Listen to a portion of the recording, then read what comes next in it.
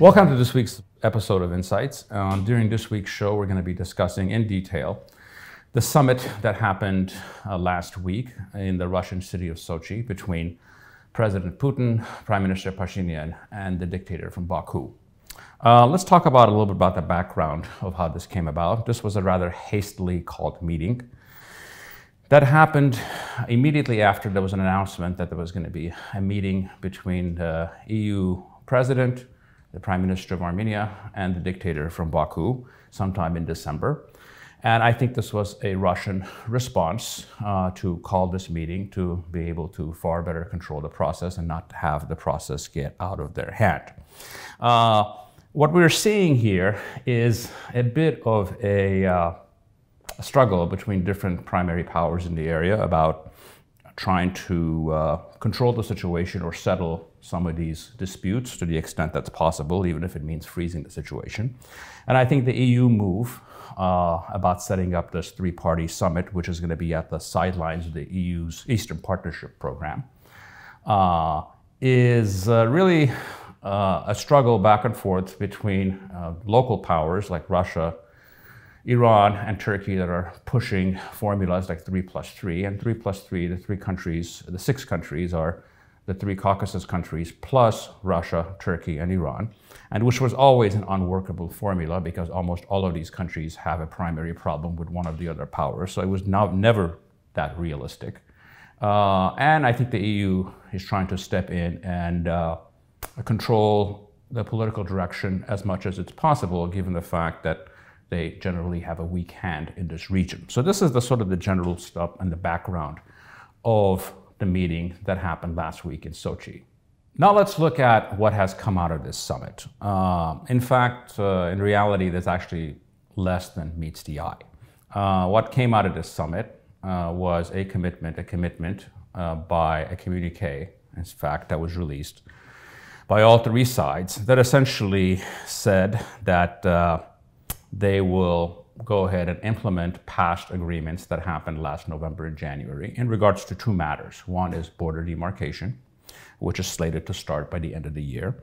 And the second one, which is the opening of all communication systems across the region, rail, road, and everything that means in being able to have open communication systems. Now, why is this important? Frankly, this is more important to Russia than any of these other two countries that were involved in the summit, because it's very clear that one of the primary thrusts of Russian agenda is to have these communication systems, rail systems, road systems open, in which they actually control the lines of communication, or in reality provide security for these lines of communication. And essentially, by doing so, you integrate yourself into the economic development of the region. And from their perspective, opening of all of these systems means a marginalization of Georgia as a hub of transportation for the region. Now let's look at both of these items individually. Let's talk about border demarcations. Again, in and of itself, in the abstract, border demarcations are not a bad thing. It is a way where you settle issues, prevent border incidents, and hopefully any fighting or any military action on the border from both sides. However, as with anything else, the devil is in the details. First of all, border demarcation processes are not something that get done over months. In fact, sometimes years, and in many instances over decades. And sometimes you have a system in which 80% of the border is agreed upon and 20% isn't. So this is not some magic formula that's going to solve our issues in the short run at all. Secondly, one of the more important details is which borders are we talking about? Are we talking about the borders of the 1920s?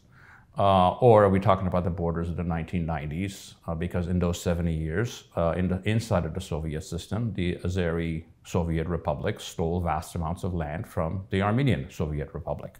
So which borders are we specifically talking about?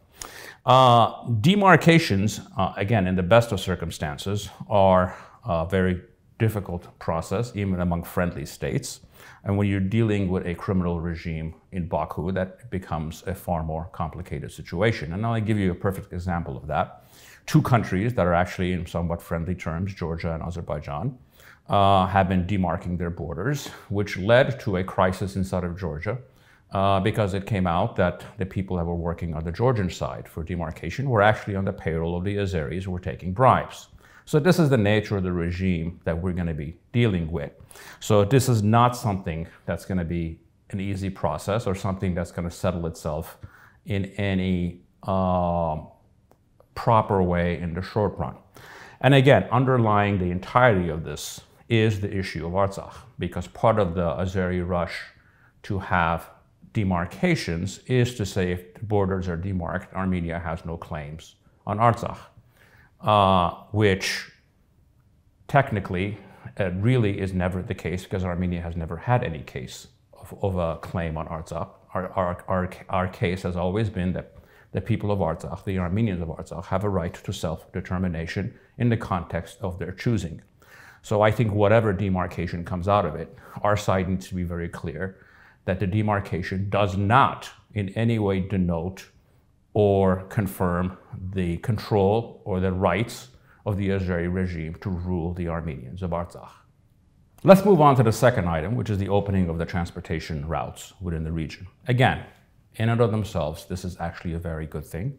And the economic impact of this is frankly more favorable to Armenia than it is to the Aliyev regime, because they have far more ability to access the world than we do via many more different countries.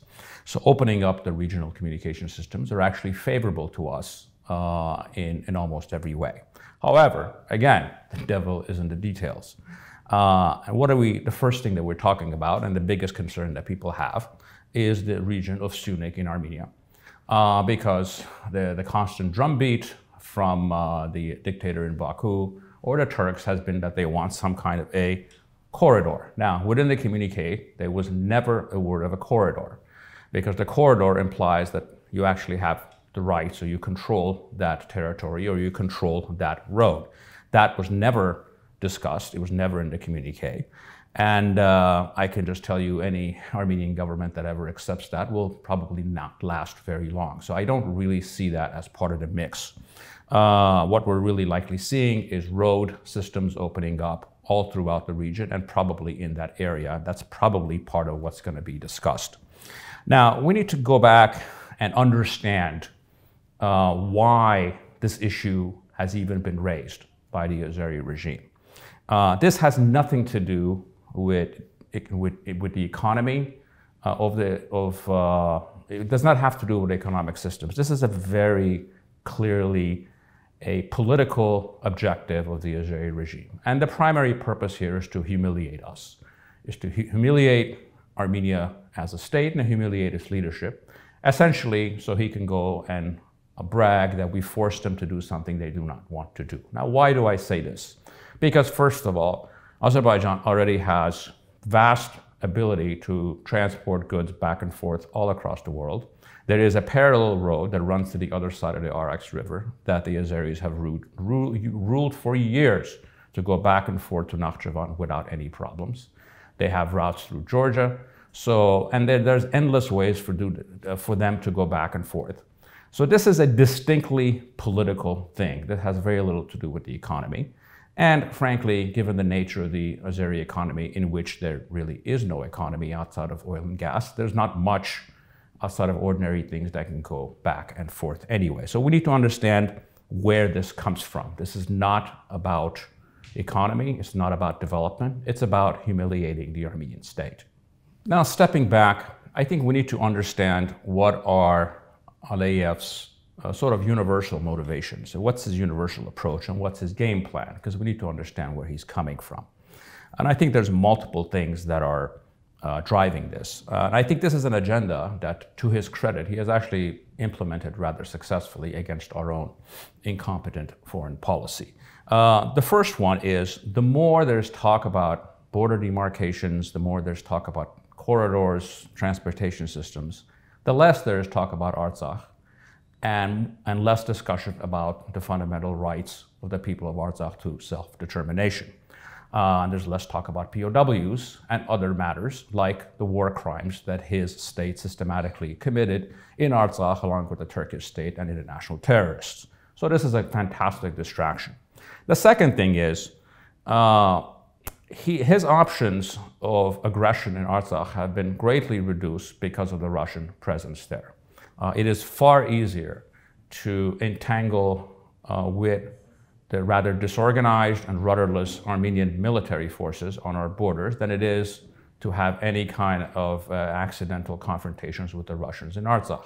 So this is another form of distraction and a far easier target than what he would otherwise be dealing with in Artsakh.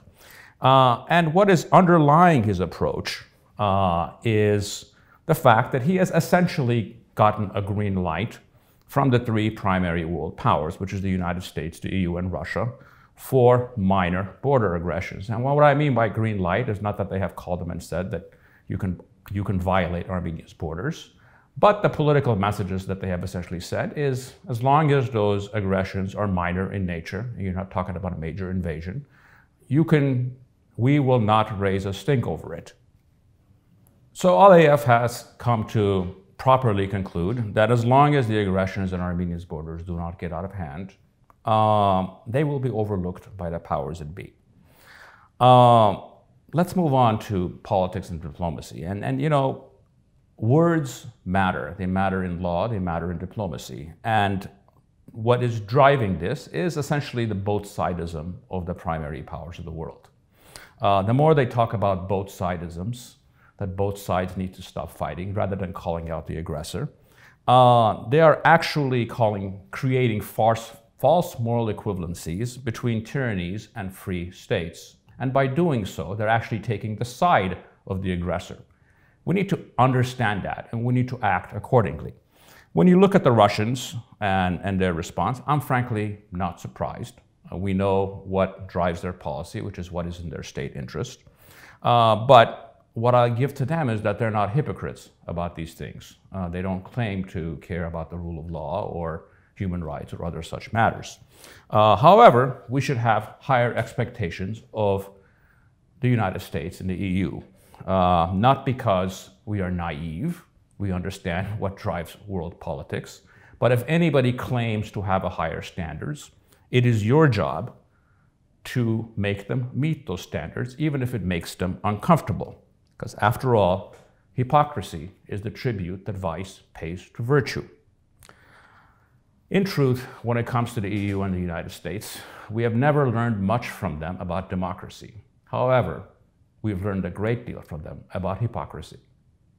In conclusion, what we see Aliyev carrying out here can be described as compellence diplomacy, which is to use force and threats and the threat of force to compel the other side to make concessions. This is not a system it's designed where two powers come together and try to settle their issues. You're trying to intimidate and impose your will on them with a threat of violence. For our side, there's only one formula in responding here, and it's a very simple one. If you want a fair process demarcation of the borders, you need to rebuild the army. If you want a just resolution of the POW issue, rebuild the army and build a military-industrial complex. You want the transportation systems to be opened, but without the threat of intimidation and force, you need to rebuild the army and build a garrison state. I am not saying any of these things because I love war or militarism. Any sane person despises war and opposes militarism. However, if there's one thing that we have learned in the last 100 years of modern politics, that when it comes to fascist or totalitarian states, their leaders only understand one variable, and that is the variable of force. The rest is all conversation. Thank you for joining us for this week's Insights.